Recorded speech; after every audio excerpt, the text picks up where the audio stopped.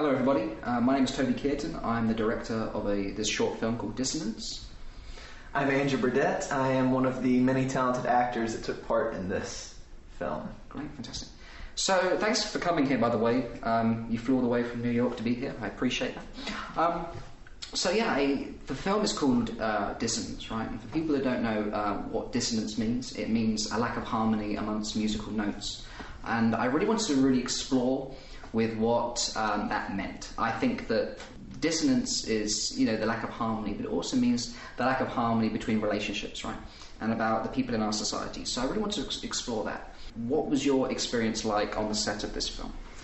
On the set of this film, I think probably the coolest day was when I got to film in the jail that you booked in New York, which was outstanding and surreal to film. I'm sure all the actors on set, felt that, because it really provided a sense of, really being trapped, because you were in a cage, you were in a jail, had to go out there before light, get trapped in there all day, and it really did something for you. Filming in a prison, it really emphasizes a sense of scale, like you said.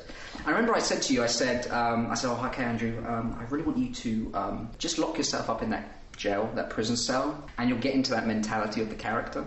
And would you say it helped? Oh yeah, absolutely, yeah. Sure. Because I went there previous just to kind of locate and try and see, okay, I'm going to put my camera there and put my camera there.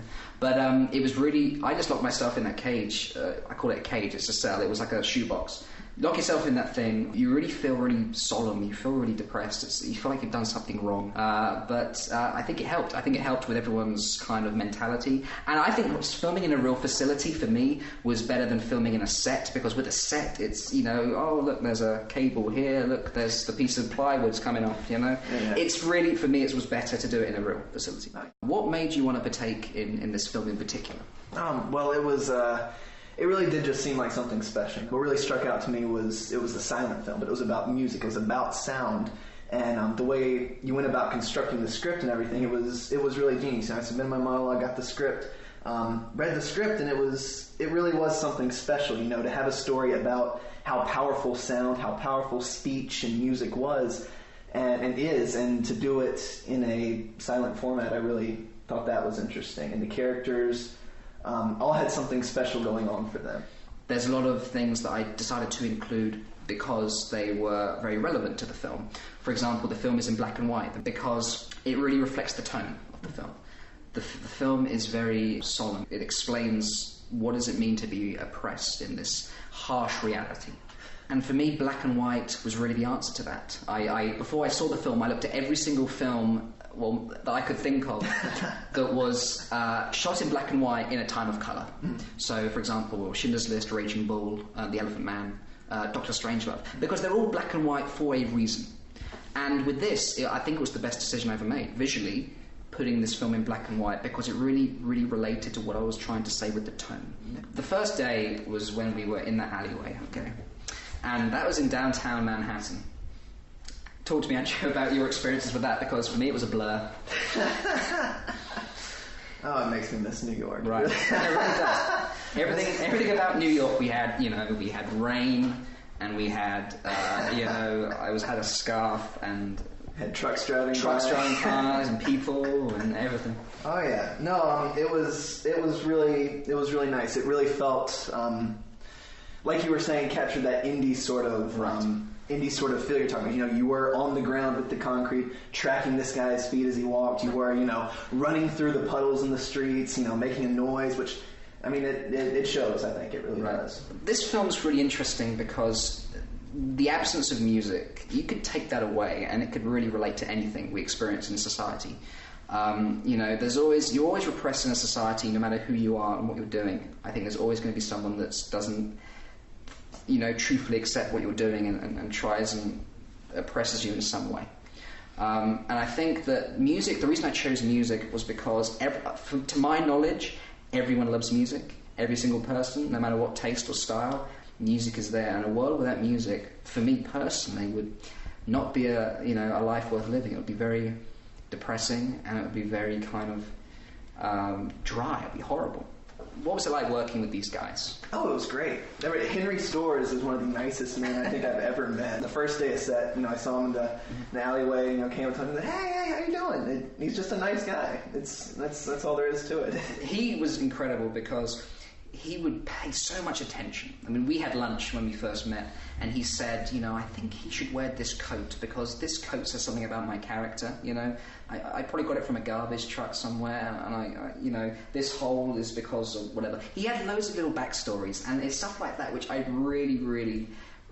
When an actor tells you something like that, you've done the right job on getting the right person. And Xander, incredible, right? Oh, yeah. This guy who's perfect. When I wrote the character of Carl, which you'll see in the movie, it's Xander. It's just like it was no one could have played that part but him. I say that for every single person. I would say every single actor in this film was just perfectly cast. They looked right, they felt right to who they were supposed to portray. Why would you say to everyone, why should you come and watch this film? It's a universal story. It's depravity when it shouldn't be deprived. It's losing something important to you and fighting to get it back. It's universal. Right. It really is. That's another reason why the whole no dialogue approach is very unique. I mean, you look at short films now, and don't get me wrong, like you said, there are some phenomenal short films out there. It's really phenomenal. But I feel like a lot of the time, dialogue is used for the sake of using dialogue, and the story becomes very dry and very reliant on dialogue. So the approach to this was very different to anything I've done before, and anything I think we'll ever do again. I mean, the whole no dialogue, so we see what the characters feel in their eyes, and their relationships with other people. What is the hardest part of the entire process for you personally, Andrew? I think the hardest part of it personally is just getting in that mindset of, I am in this situation, and here's how I'm feeling, here's how I'm behaving, because acting is just living and behaving truthfully in the moment, and just really sitting down and grounding yourself and, okay, this is just me in that given situation. And once you're in there, once you're in that mindset, you have music to kind of stimulate you, you're good to go. For me, the hardest part of the entire process personally was getting out of the truck every morning. Honestly, it was having the ability to step into control and manage a project, and basically you have this thing dancing in your head and you have to project it so people can see something physically. Is, for me, I wouldn't say it's the most difficult process because it's something we've had a lot of thought about, but emphasizing what you want something to look and feel so people can see it, for me, is the most powerful moment of the film process. Andrew, thank you so much for being here, sir. Thank you. Thank you for coming all this way from New York. Hope you have a safe flight. Thank you. I just want to say to everyone who was involved and everyone that's sent their support, either through a phone call or a message, I did really want to just say thank you to everyone who has given us the support and the courage and just wishing us well on this project, because it means so much to every single one of us. Every single one of us who is involved. And I want to say that personally, and thank you so much for that. And I hope you enjoy the film. June the 20th, that's when it comes out. It says summer on there, it's June the 20th. So yeah, thank you so much, guys.